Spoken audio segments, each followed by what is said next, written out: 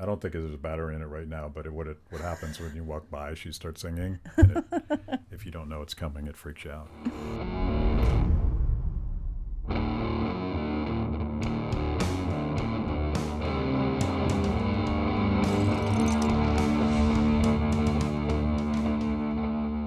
Kelley, how's it going? Great. Great. So we got to know each other when you were at the American Conservative, and you were the director or something there? Executive editor. Yeah. And we had done a lot of work together on the never-ending war in Afghanistan and all of the other wars and all of that stuff, an issue that's very near to my heart. And you have a new gig now. Yes. What are you doing? Well, I'm at the Quincy Institute for Responsible Statecraft. And so I have a couple hats there, but I'm working on building their brand because they're fairly new, about a year old. And they're a think tank that's devoted to ending endless wars, sort of demilitarizing U.S. foreign policy, rethinking, our whole role in the world. And they want to make this a transpartisan enterprise. So this is not devoted to any partisan audience. We want to bring the people on the left and the right together because we know we have common ground, as you know, on this issue. So we have a bunch of scholars who are working on, regional analysis, but also talking about grand strategy and literally changing the military-industrial complex and the way Americans see, what our role is in the world.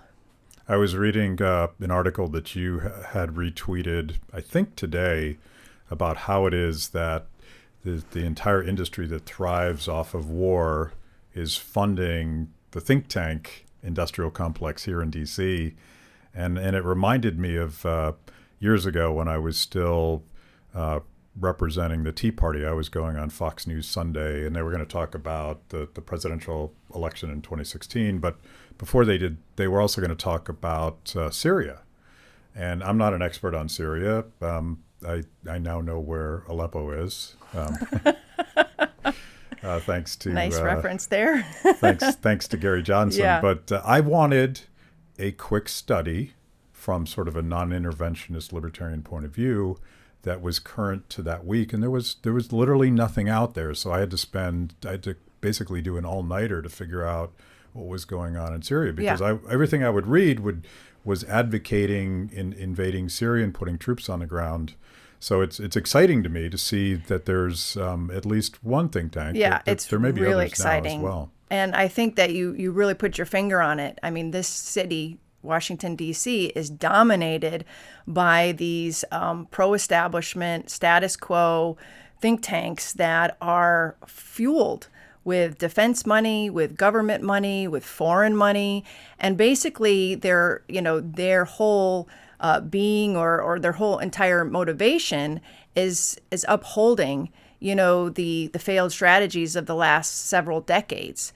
And there, it has gotten to a groupthink in this town where we don't question, or at least they don't question, whether or not that they have been propping up failed, thinking, failed strategy all these years, because it's always been like that. It's been a consensus approach and point of view. And so what Quincy is trying to do is break through that, and not only through scholarship and, an intellectual foundation, but they want to go toe to toe with the neoconservatives, with the liberal interventionists, because let's face it, you have Brookings and CNAS on one side, and you have Heritage and FDD on the other side.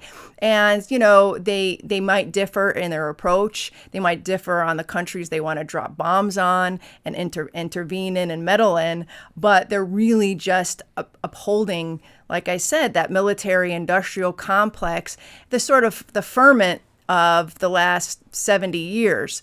And it's just they have different agendas, whereas we want to go toe-to-toe with either side of those and say, no, we need to pull it all down, and we have to rethink everything root and branch. I forgot that we are drinking tonight, a tradition on Kibbe on Liberty, and we were doing something new tonight. We're drinking Chardonnay, which I love, which is news to my guests.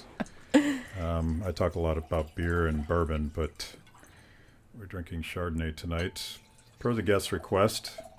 Well, and thank you for the request of ice, which I'm sure your viewers are looking on in horror, which is great for the Halloween theme. But that's what I'm going to prefer right now. Judging me, yeah. Cheers. Cheers. And I feel like we need a stiff drink because we're going to talk about some fairly depressing things. Yes.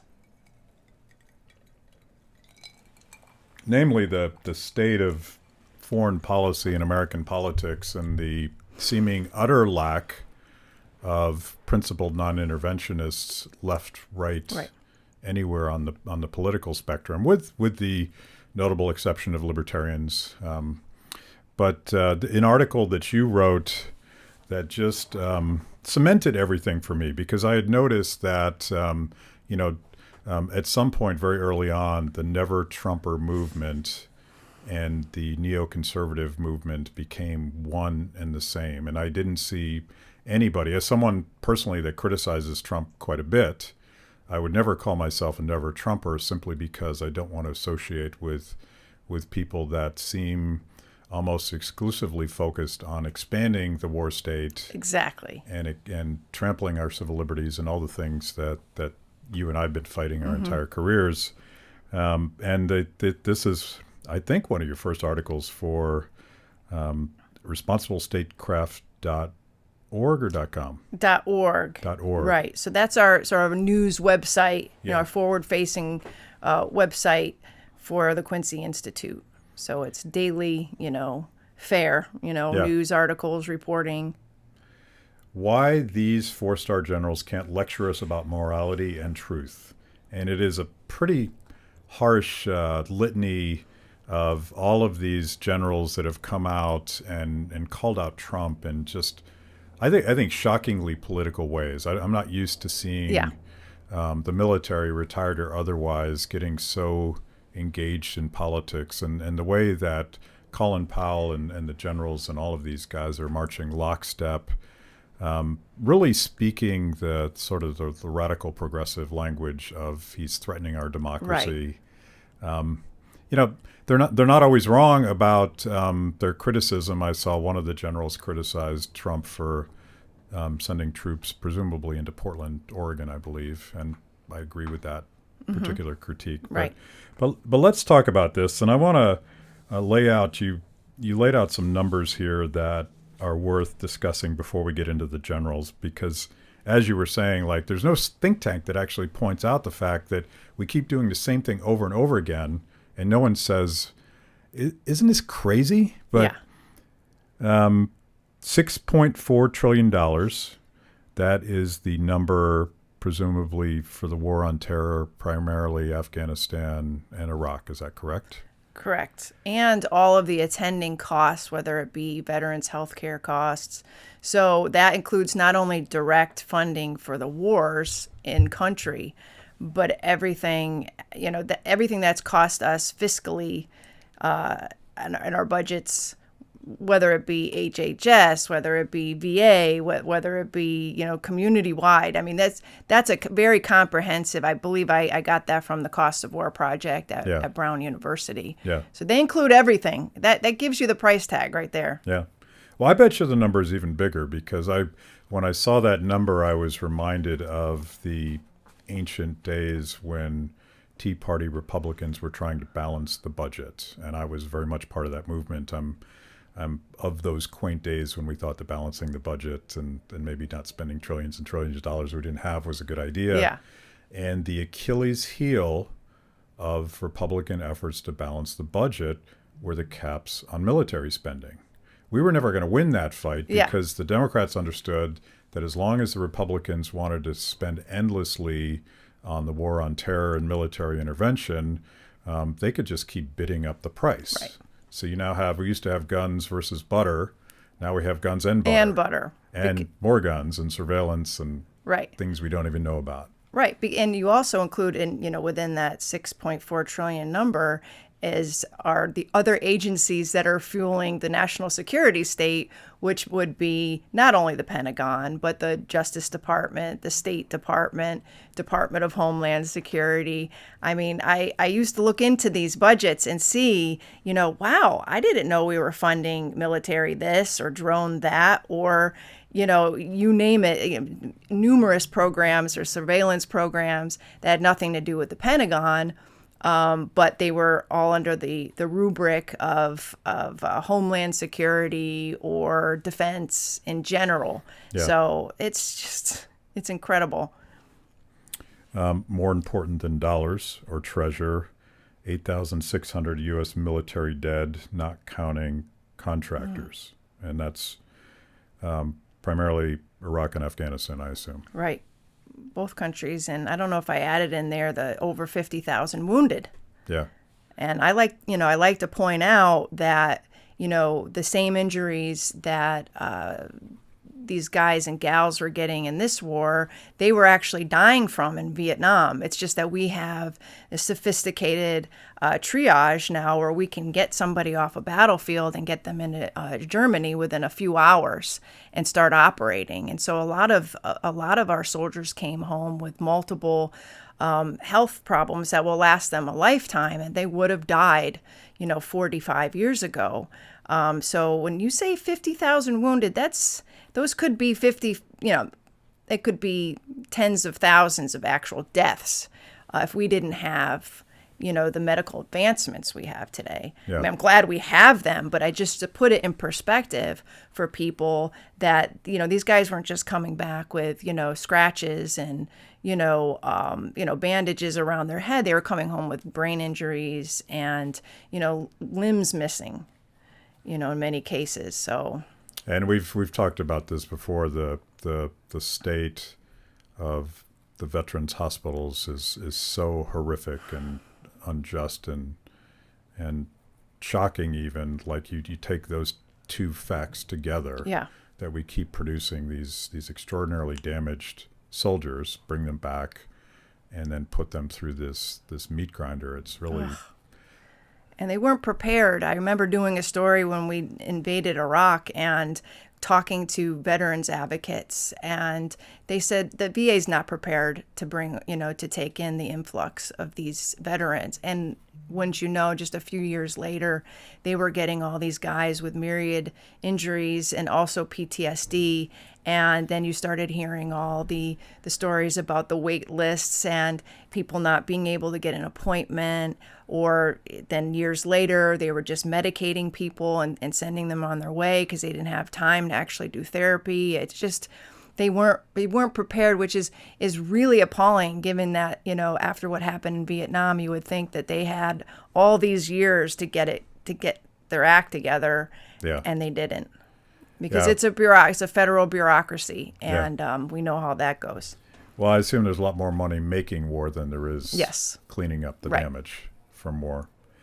37 million refugees and hundreds of thousands of civilians dead in Iraq, Afghanistan, and elsewhere since 2002. The instability that this creates can explain a lot of the problems that are happening. Oh, absolutely. I think, 19 years on, most of us have moved on, and they're thinking about the war. It's sort of not in your face in the news, in the headlines. What we talk about, we don't, we're not, as intimately involved in, watching veterans coming home at the airports.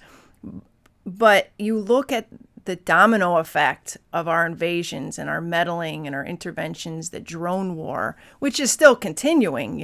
We can go into that in places like Somalia. Trump has instigated, more, air attacks, against al-Shabaab and others than even Obama, who was really breaking the mold. But all that said, I mean, there's just so much that we've left behind for other people to contend with, whether it be the refugees in the refugee camps, whether it be the environmental issues that you see in Iraq with all sorts of the toxins in the, not just the earth but in the water. I mean, so you have babies being born with birth defects. I mean, this could go on, and we just walked away because we feel untouched by it personally. Yeah. Well, we don't even seem to think about it that much. And you wrote about this in another article, that the train wreck of the one presidential debate never mentioned foreign policy, as far as I remember. And the vice presidential debate did a little bit, but they fell back into their sort of stereotype platitudes without even talking. It's funny that the Democratic Party is now accusing the Republican Party of being isolationist. Yeah. It's all very confusing to me. It's very confusing. And to accuse Mike Pence, who clearly is a different guy than Donald Trump when it comes to foreign policy. He probably falls much more in line with more of a neoconservative ideology. But no one really talks about it because we Americans don't feel that pain perhaps the same way we did in Vietnam during the draft. No. Absolutely not. And I think that the quote I most often hear is that 0.5% of the U.S. population actually fought the war. And what people don't understand is that small, tiny figure, they're still fighting the war. They've been redeployed over and over and over again. You might not hear about it, and they're not in the same harm's way they might have been in 2004 or 2012 in Afghanistan, but these families are being affected greatly. And I've talked with veterans families, not veterans families, but active duty members, and they say, they just don't have any stability in their family, in their community life, because dad or mom is rotating in and out and in and out, and it's just sort of like a bad drama for them. And they know in their hearts that the rest of the country is pretty much forgotten about them because they just assume that the war is over and everybody's moved on. But it really does affect these military communities. And that's why you see a growing number of, I think it's a vast majority at this point in the 70s, of veterans who are saying that it's time to come home from Afghanistan and pull all the troops home from Iraq. So one would think that the military community, particularly those who fought, would be in most support of finishing things up there. But they're just like, it wasn't worth it. Let's get out of there. And if that doesn't send a message, I really don't know what does. Yeah, but the rank and file military support for someone like Ron Paul was tremendous for that very reason, because they didn't listen to the politicians in Washington. They saw what we were actually doing on the ground, and realized the hopelessness at least and the destructiveness of what we were doing. But obviously, there's a big difference between the rank and file who are on the ground taking the bullets, literally, and the generals who conducted those campaigns. And I want to go through that, but I think it's fascinating to me the way that the Biden campaign almost exclusively, not 100%, but exclusively, is gathering all of the war hawks in both political parties. And I'm not sure they're that political. I think they're either making a cynical bet that Biden's going to win, so they want to be there to make sure he continues conducting these wars. Yes. Or that Joe Biden himself is potentially far more aggressive on foreign policy from their point of view than Donald Trump is. I don't know which is true, but there's a pattern either way.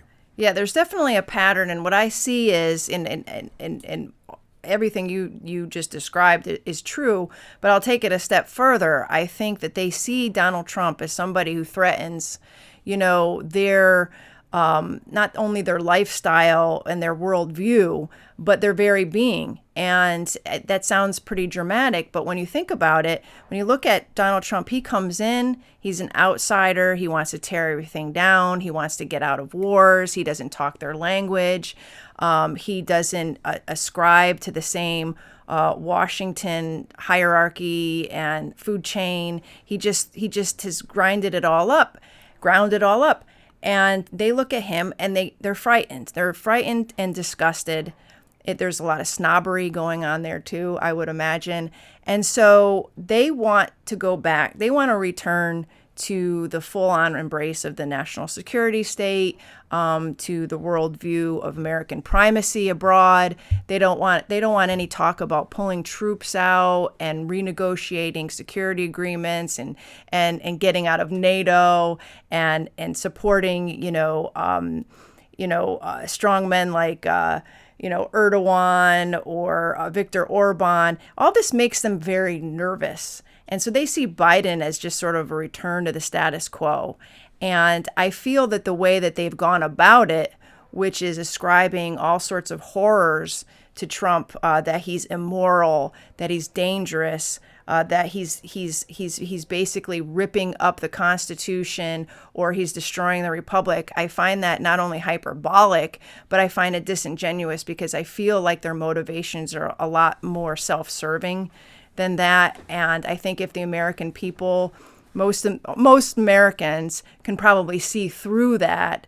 But when the media is giving these generals and ascribing them to like near sainthood, it just gets under my skin because I see the motivations, you see the motivations, but the media makes these guys look like, well, they're paragons of virtue. Yeah. They're going after the bad guy, like Saint George the Dragon Slayer. It's so hypocritical because Right. many of those same media outlets, when these generals were serving, certainly George W. Bush, but Barack Obama as well, they would demonize them, and so it's all a political game, and I'm not even sure who's trying to get at what. Right. Except it seems like through all of this chaos, the military-industrial complex thrives. Right. Exactly. Okay, let's talk about some of these guys. Admiral Bill McRaven, and he was... Anyway, I'll let you talk about him because I think you know this better than I do. Right. So Bill McRaven took over the Joint Special Operations Command from Stanley McChrystal during the mid-2000s. I want to say 2008, but I'm not so sure. I too have lost the grasp of a lot of these granular details about the war because we're so far removed or seemingly from it. But what bothered me about Bill McRaven, who came out full-throatedly against Trump, he was, basically a threat to democracy, truth, virtue, whatever. What bothers me is that he had led what we all, call colloquially, a kill team in Iraq. These were manhunters. These guys would pick up detainees all over the battle space, throw them in these jails and dark rooms, and do whatever they felt was necessary without due process, obviously, and then let them go because they were picked up because so-and-so is sort of tattletaling on them or had some sort of local gripe.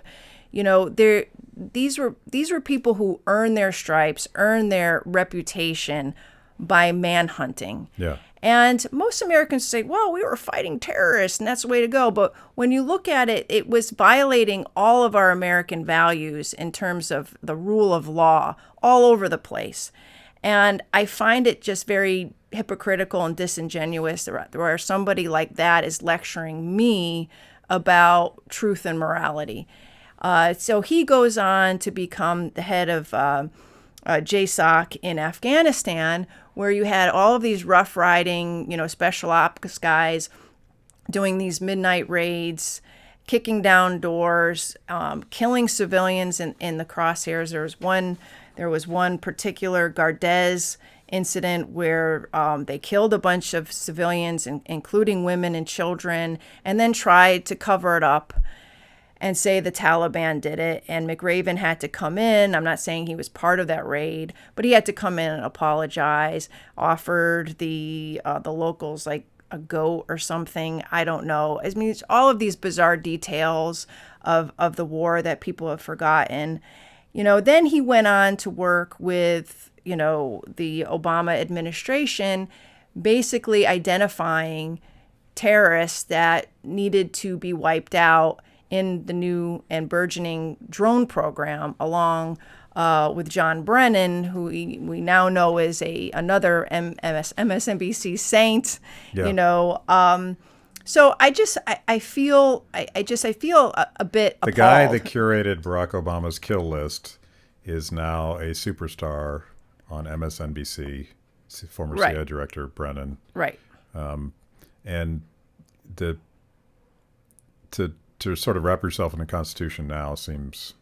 Exactly, because even that kill list, I mean, the ACLU had to fight tooth and nail just to get that kill list out. Yeah. This wasn't something that the Obama proudly shared with the American people. It wasn't transparent at all. And it wasn't until almost the end of his presidency that any of this had come out. And then we find out people like McRaven and Brennan were right there as the side identifying targets for what I believe was not only an illegal but an immoral program. So I don't want to be lectured by him. Yeah.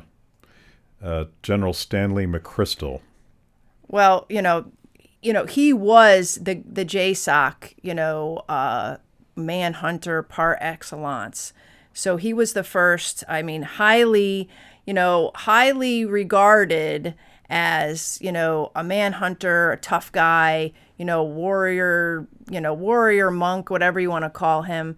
He was in charge during particular gross revelations about a detention center called Camp Nama in Iraq, where detainees were brought in and tortured. Nobody did anything about it. It was investigated. The military denied it. When McChrystal was brought up for confirmation, when he was nominated to be or appointed as commander of Afghan forces, the media barely touched him on it, and which was really appalling to me at the time, because you talk about how the media kind of toggles back and forth, but they really do treat these generals with kid gloves. So there was some things written, whether it be in Rolling Stone or the Atlantic or things that I was writing at the time, but it really didn't harm him. And then he becomes the commander of all the U.S. forces in Afghanistan. And as you know, or you remember, Michael Hastings wrote this wonderful book about the operators. He included, or it was excerpted for a piece in the Rolling Stone, The Runaway General, that actually got McChrystal fired. Mm-hmm. Not fired for doing anything, against human rights or violating the Constitution, but he made disparaging comments about the president and Joe Biden. But in that book, which, I've read carefully a few times, he does convey some real doubt about the mission in Afghanistan, and it really becomes clear that he's fighting it because he sees it as part of this sort of more about the brotherhood of the military, and fighting it because of,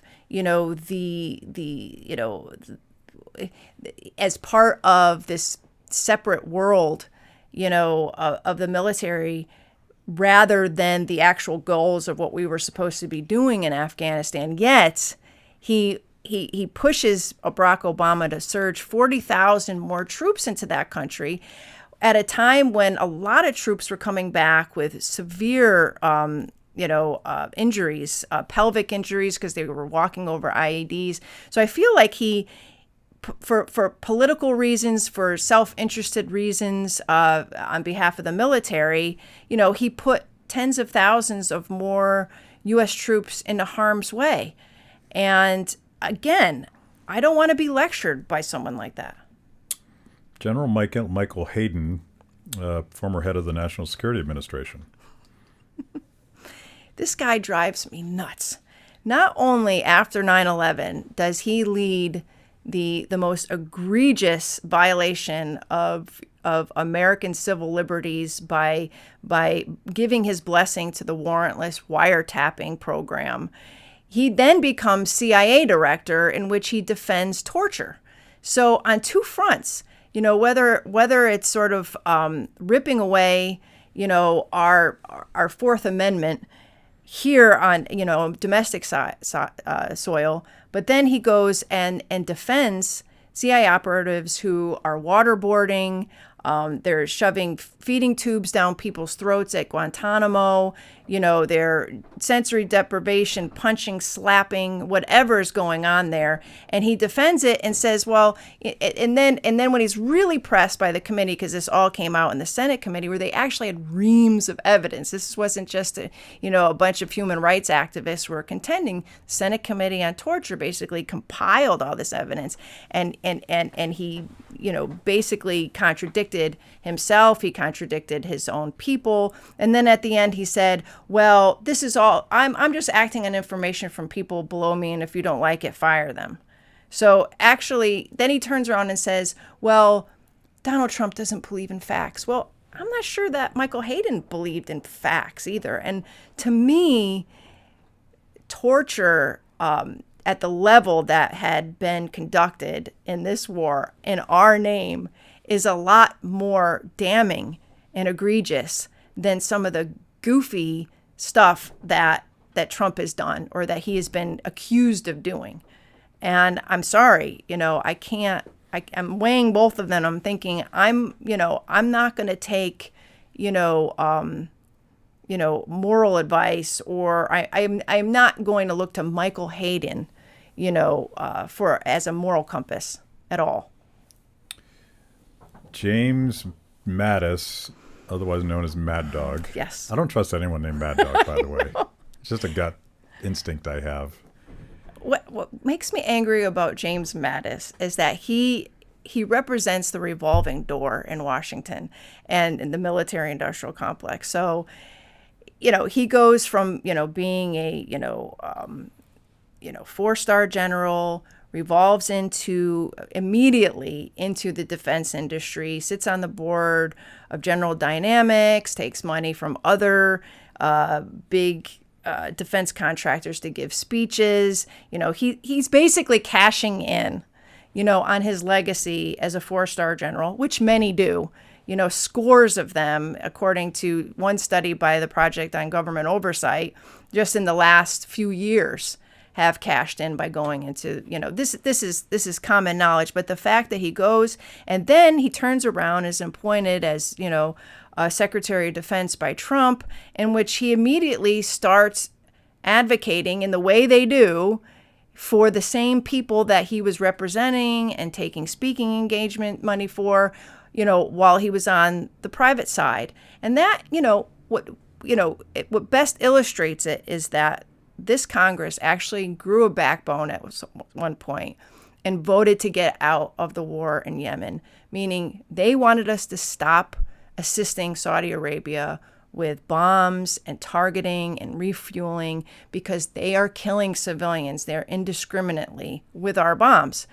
And Trump vetoed it. Why? Because Mattis and other, brass in the military said, no, we have to keep doing this.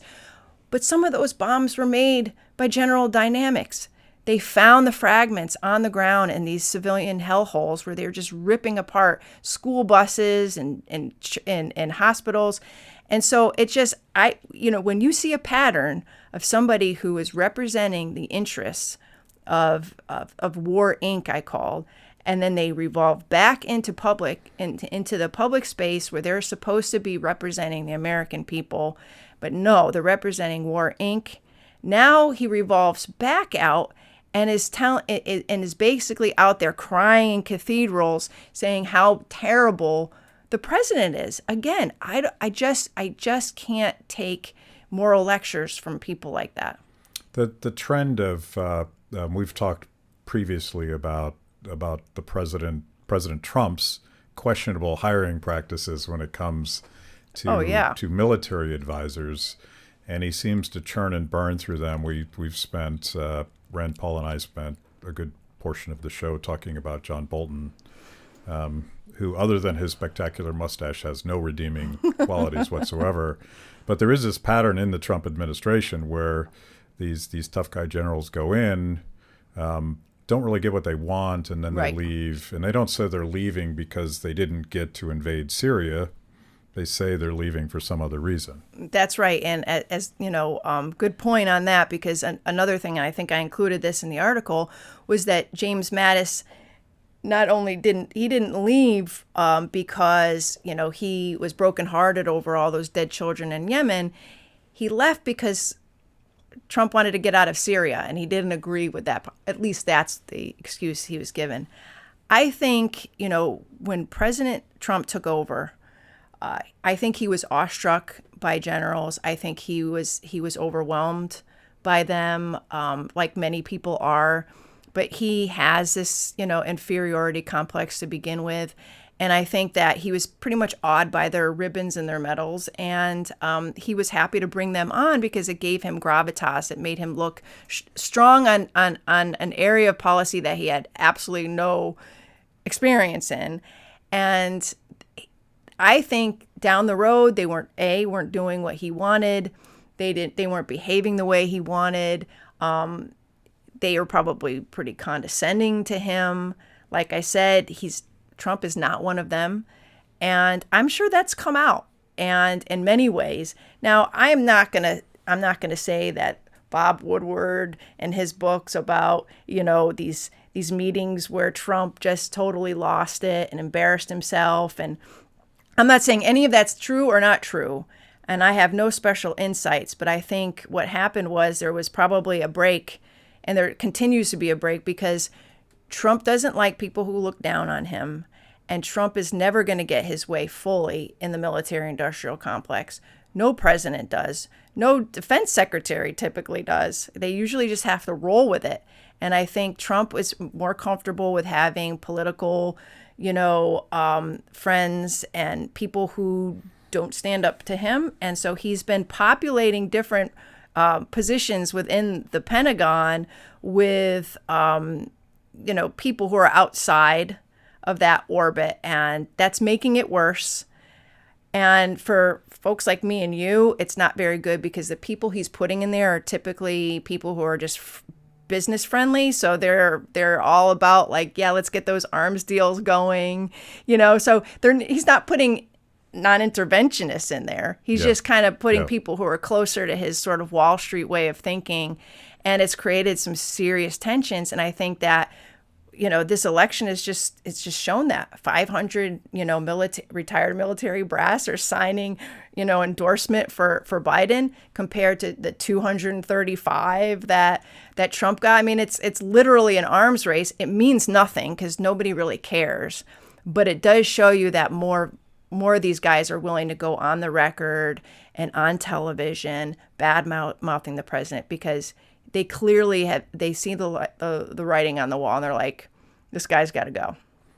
One that's I only want to talk about two more guys because the list is exhaustible, and we would spend like 6 hours doing it. But one that I find particularly ironic in 2020 with the modern progressive movement and what I would almost call a bipartisan consensus that the drug war has been a disaster.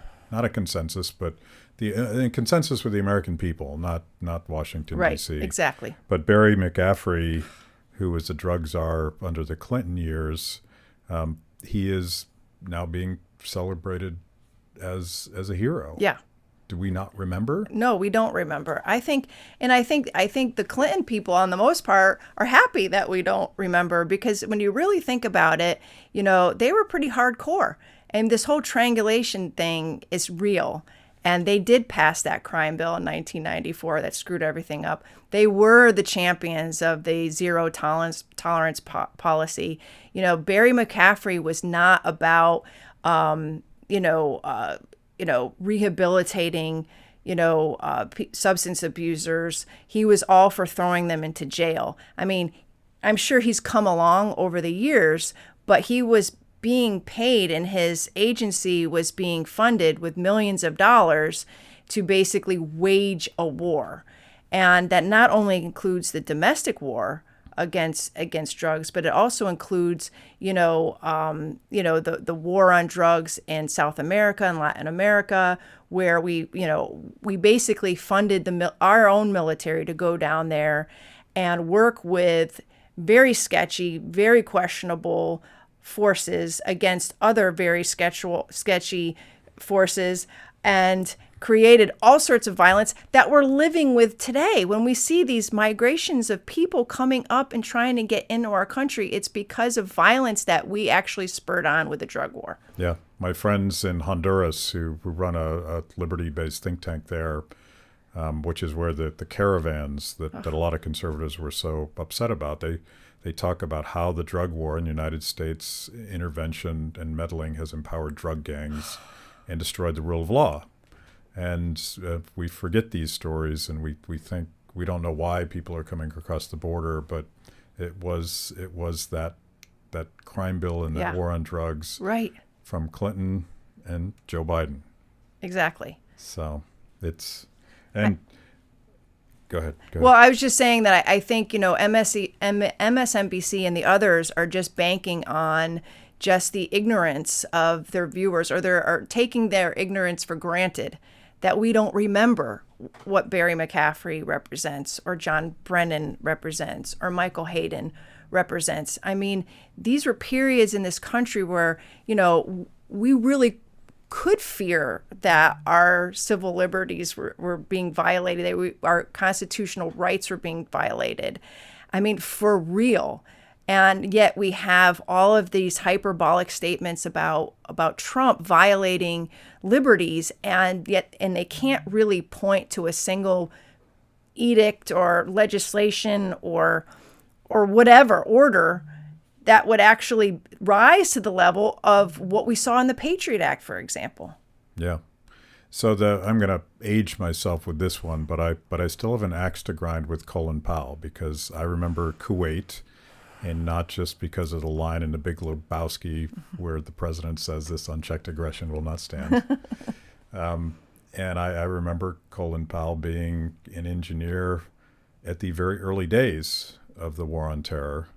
And he is on his high horse right now. Yeah. How dare Trump be Trump? And I feel bad because I think Colin Powell, of all of these guys, had a lot of goodwill, a lot of credibility all the way up until he made that speech in the UN, delivering the evidence and the justification for the U.S. invasion of Iraq, that Saddam Hussein had WMDs. And not only did he do that, which unleashed everything that we've talked about so far here, but then, he wrote a book afterwards saying he had misgivings about that speech all along. And Larry Wilkinson, who is his chief of staff, he's a great guy. He's a non-interventionist today, great speaker, will confirm all the details of that conversation. He was concerned about the vigorousness of the evidence, but yet he was pressured by Cheney's people, Vice President Dick Cheney's people, to go forward with that speech. And he was a good soldier, and he did it. And we love Colin Powell because he's a good soldier, but this is one of those cases where his good soldiering just basically took his reputation and flushed it down the toilet. And he knows that. And so he used to be considered a sort of a possible presidential candidate at one time. He actually kind of hedged for a while before all of this because he didn't want to be political. And now I think he just can't do it because of that baggage. And now it just seems like he's just thrown in with the Never Trumpers. And I think most people, especially our age, are looking at him and going, really? Why we really want to take anything you say seriously, even if we don't support Trump. Yeah. But why would we take you seriously? I suppose it could be, and I have no idea what his motives are, but it strikes me that being vocally and even hysterically anti-Trump right now is a great way to reimagine your reputation and your career, right, and get a contract with mainstream media.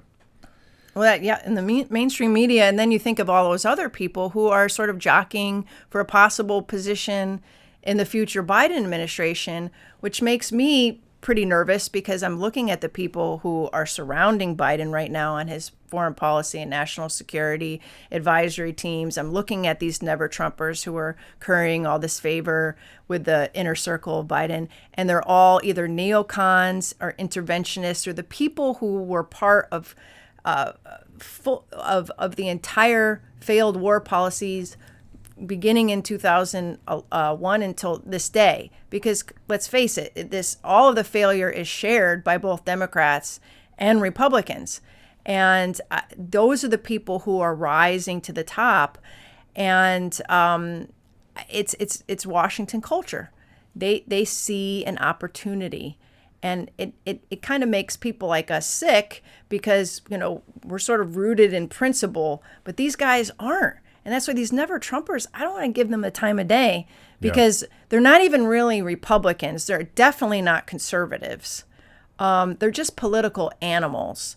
But they have this sanctimony to them that it just totally gets under my skin. I could see I have nothing against political animals. I mean, people make their livelihood any way they want. I mean, it makes the world go around. But the smugness and the arrogance and the sanctimony really turns me off. And you just ably described the Washington machine that keeps us in a perpetual war. And I want to go back to and kind of wrap up on the mission of the Quincy Institute. There does seem to be outside the Beltway a very different environment where people. I don't remember the latest poll, but people do want us to get out of Afghanistan, and people do want to see a more reasonable, rational foreign policy.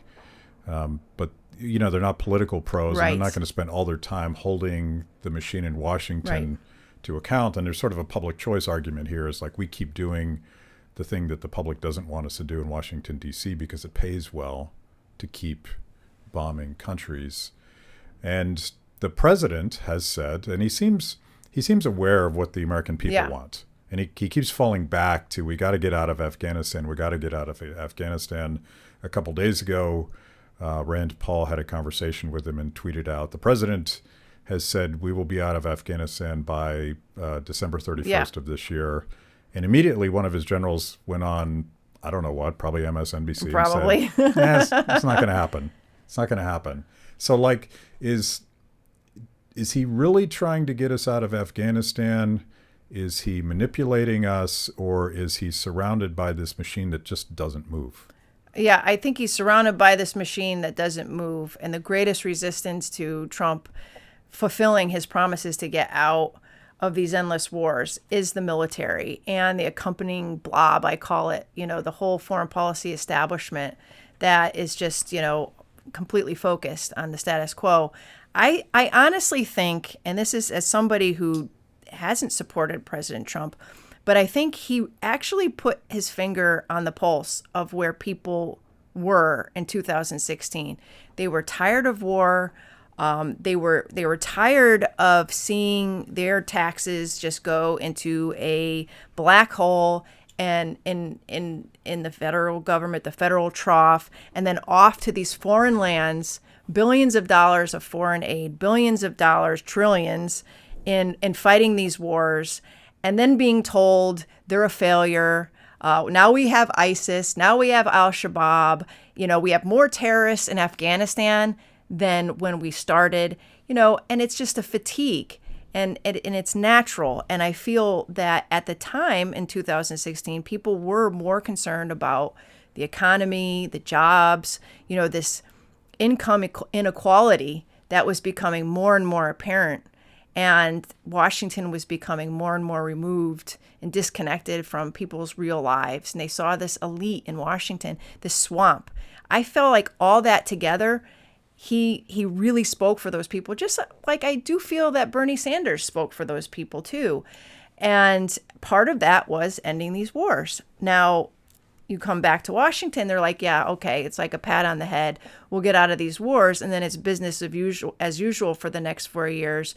And even when you have Congress, who are supposed to be representing the people, voting against the war in Yemen and voting against, Saudi arms sales, You know, the president, pushed by his own military, vetoes these things. And so it's a big disappointment. I'm not gonna lie. I'm not gonna stand here and say that Trump has done what he promised to do, that, it's all coming from this, this part of his soul that's meaningful. I don't even care. I don't even think he thinks about human rights, or the values that are represented when we go off in these words. I can't speak for that, but I can speak for this disconnect that you mentioned between the people and what's going on in this swamp here. Yeah, he's just trying to cut a deal with the American people. He's a deal maker, and he's smart enough to read where they want to be. Exactly. And at least that's true with him. Yeah. But I think it's implausible to me that he does get us out of Afghanistan by the end of the year. I wish he would. I hope he would. But yeah, I don't know. I don't know if it's logistically possible. And I think with these negotiations going on, I think they're so fragile right now that I think him going out there and saying, guess what, everybody's coming back for Christmas, I don't think that helps. I think if he does win another term, there's a good chance these guys could come home. I do think so. I think if he keeps pushing it, I think that there is enough energy in it coming from the Quincy Institute and other groups, other interests in Washington that have said, and I'm surprised at how many people are now acknowledging the failures of Afghanistan in the foreign policy world, that it just might happen. I might not have said the same thing a year or two ago, but I'm really feeling this shift in attitudes among the blob, that they know that where they put their finger up to the wind and they realize that the Afghanistan is a losing battle for them, or whatever organization they represent. It's not happening. The Afghanistan papers that the Washington Post had published, earlier this year, basically, exposed all of the lies. And I think they had over 100 people had spoken to the special inspector general there off the record. The Washington Post got the interviews, but basically over 100 officials interviewed said it's a failure. It's not going to work. Whether it be, the Afghan forces or the money we were pouring into reconstruction or whatever, over 100. And yet they never came forward and voiced these concerns publicly. It wasn't until the Washington Post actually exposed, the truths. And I think once that happened, I think it turned the tide. You hear of a mainstream paper basically saying everything's been a lie. And the American people know that. The veterans don't want to be there. The only people that want to be there is this military-industrial complex. Thank you for ending on a more positive note. There's not a lot of positive news on this front, but the tide is turning. Yeah. I do think it's turning, and I'm proud to be with an organization that is actually devoted to making those changes and, challenging the blob, challenging the status quo, and they want to be transpartisan about it. So one of my tasks and my goals is to bring more conservatives into the fold. People look at the right and they say, oh, they're all hawks, they're all pro-war, they're all pro-military, they're conservative Inc., as I call them. But there's a wide swath of conservatives who really are conservative. They want to conserve, and they don't want to see us wasting trillions of dollars overseas, or our troops coming home wrecked and maimed and communities harmed by that at home. They don't want to see our civil liberties violated. Those are the conservatives that we want to get at. And I believe that faction is actually growing. They might be coming from it from a libertarian perspective. They're also coming at it from more of a social traditionalist conservative mold, where they're saying localism is better, We got to start fostering our communities and families. However they're getting there, they're seeing that the endless wars are just they're just not working. We got to stop them. Even just an American strength perspective, these things drain us and make us more vulnerable. They make us more vulnerable, and that's definitely borne out in all of the hot spots that you see today, the Middle East, even in Europe. Just some of these ancient, archaic, alliances we have are just draining our resources, but they're not making the troops that we have out there. And we have like 500,000 troops overseas right now in 150 countries. But a lot of them are spread out in places like Africa, where we do get ambushed by insurgencies because we're spread thin, our strategies are unclear.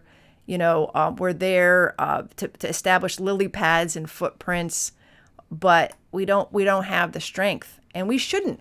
We don't need to express this American primacy anymore. We don't need to be the American policeman anymore. But yet, administration after administration, Congress after Congress has supported this because I think they're afraid of stepping back. They're afraid of being called isolationists, which is a canard. And they're afraid to risk those campaign contributions from the defense industry as well. So there's all sorts of dynamics going on, but I think I think there is a fear of doing something different. Yeah. How do people find out more about the Quincy Institute, and where do they find your stuff?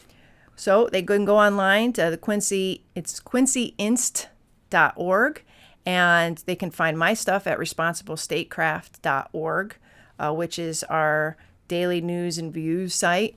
And so we're cultivating a great group of writers on both the left and the right, some scholars, some scrappy, reporters, but that's where we're about a year old now. And so, it's got that fun feeling of being sort of like a hungry, startup. But I think we're actually making some waves out there. I mean, it's already got a great reputation. And I think it's because people recognize that this space is actually important. And it's funny, Matt, because I've been getting emails and I've seen, tweets and other missives from the more, what you would say, mainstream foreign policy world, who are actually talking our language now. They're talking about restraint, for example. They're talking about, rethinking, our foreign policy and American primacy. You wouldn't have heard that 5 years ago, even a couple years ago. So I think, I think that the Quincy Institute is sort of like at the spear point of some of that change. Great. Thanks for finally doing this. We waited too long, but thank you. Thank you. Thanks for watching Kibbe on Liberty. By now, this is the most important event of your week. So make sure you subscribe on YouTube. Click the little bell so you get notifications. Kibbe on Liberty, mostly honest conversations with mostly interesting people.